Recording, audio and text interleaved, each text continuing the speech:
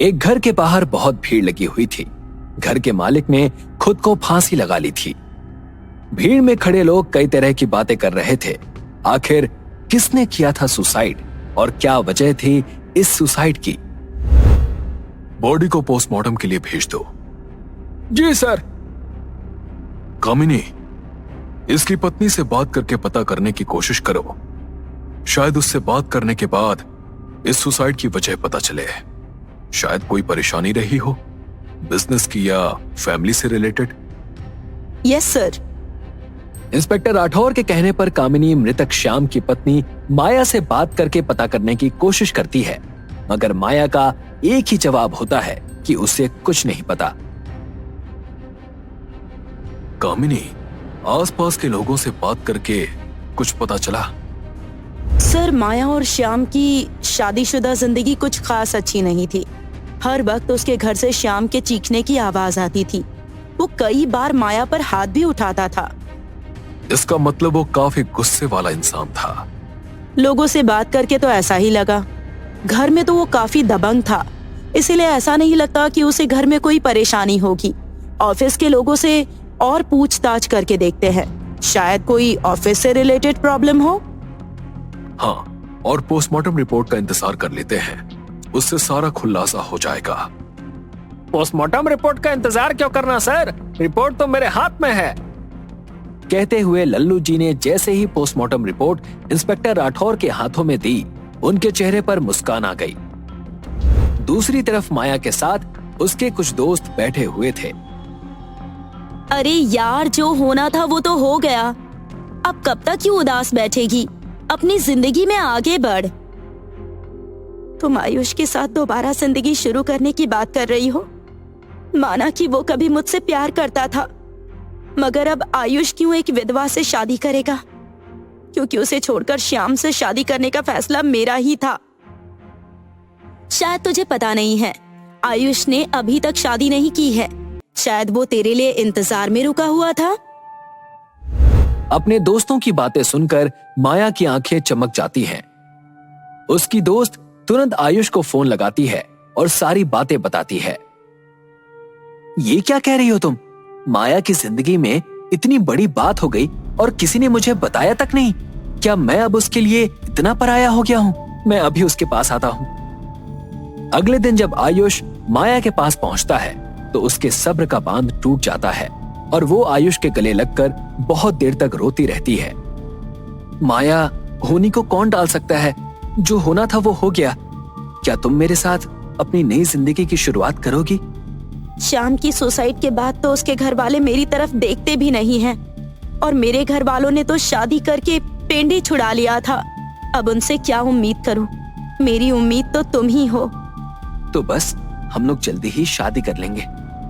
चलो अच्छा है, तुम दोनों अब एक साथ जिंदगी जियोगे, मगर एक दूसरे के साथ रहते हुए हमको मत भूल जाना। आयुष को मेरी जिंदगी में वापस लाने वाली तुम ही तो हो। तुम्हें कैसे भूल सकती हूँ? 1-2 दिन के बाद माया के फोन पर एक कॉल आता है। हेलो, कौन? मगर दूसरी तरफ से कोई आवाज नहीं आती है। हेलो, कौन बोल रहा है? देखिए, अगर बात करनी है तो फोन चालू रखिए, वरना फोन काट दीजिए। फोन पर कोई अजनबी शख्स था जो माया की बात सुनकर जोर जोर से हंसने लगा।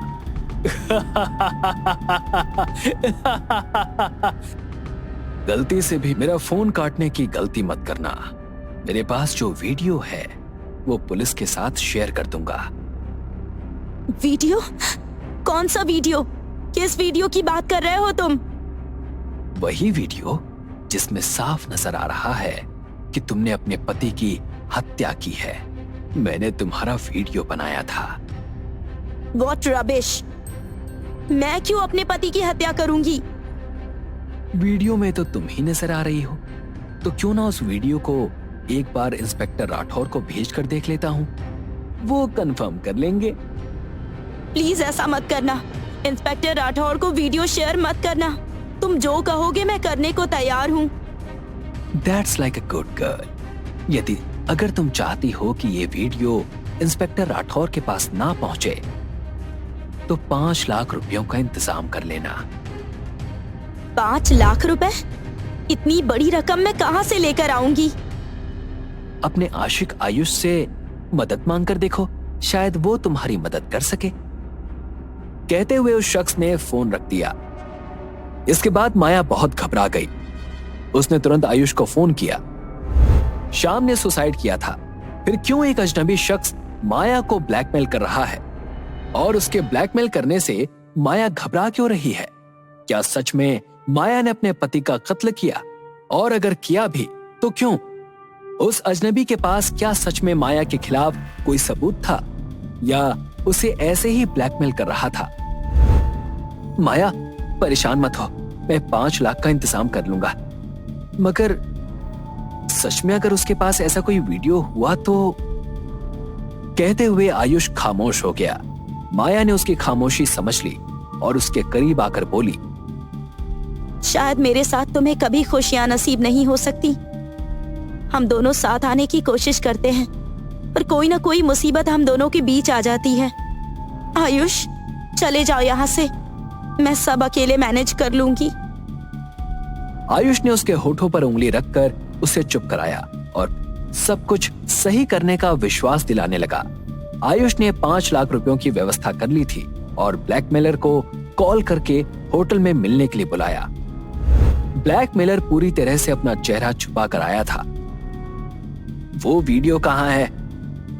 इस फोन के अंदर। फोन मुझे दे दो, पहले पैसे दो।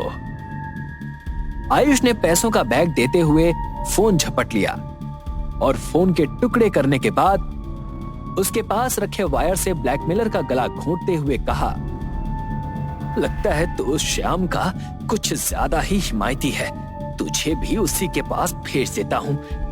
तेरा सबूत तो मिट ही गया है, अब तू भी खत्म।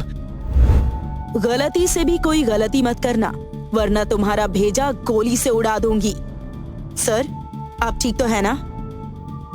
कहते हुए उसने ब्लैकमेलर के चेहरे से मास्क हटाया तो वो कोई और नहीं बल्कि इंस्पेक्टर राठौर था, जिसे देखकर माया घबरा गई। इंस्पेक्टर साहब, आप?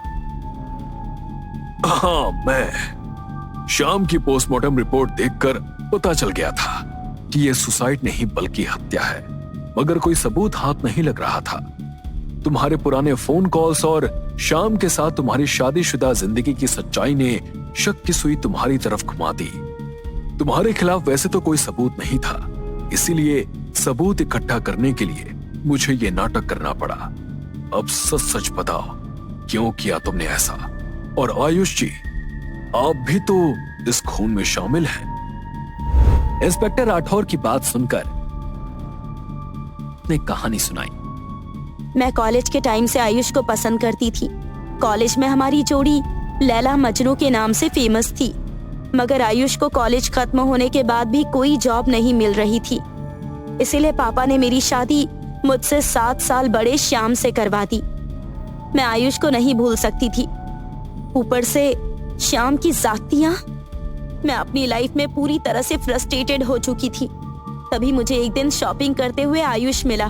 वो जॉब कर रहा था। मैंने उसे अपनी कॉलोनी में रेंट पर घर दिलवा दिया। अब जब भी श्याम घर पर नहीं होता, हम दोनों बेफिक्र होकर मिलने लगे थे। कॉलोनी के लोग हमें पुराने नाम से बुलाते थे, लैला मजनू।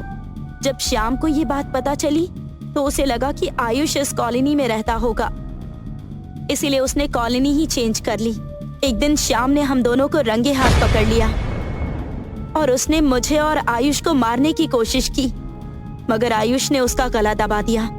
फिर हमने उसे फांसी के फंदे पर लटकाया ताकि सबको ऐसा लगे कि उसने सुसाइड किया है।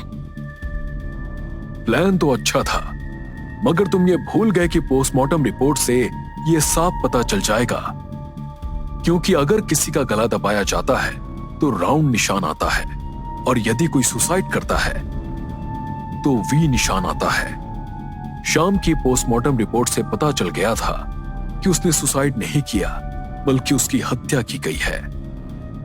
तुम्हारे पुराने और नए कॉल रिकॉर्ड से पता चलता है कि तुम्हारा आयुष से कुछ ज्यादा ही मिलना जुलना था।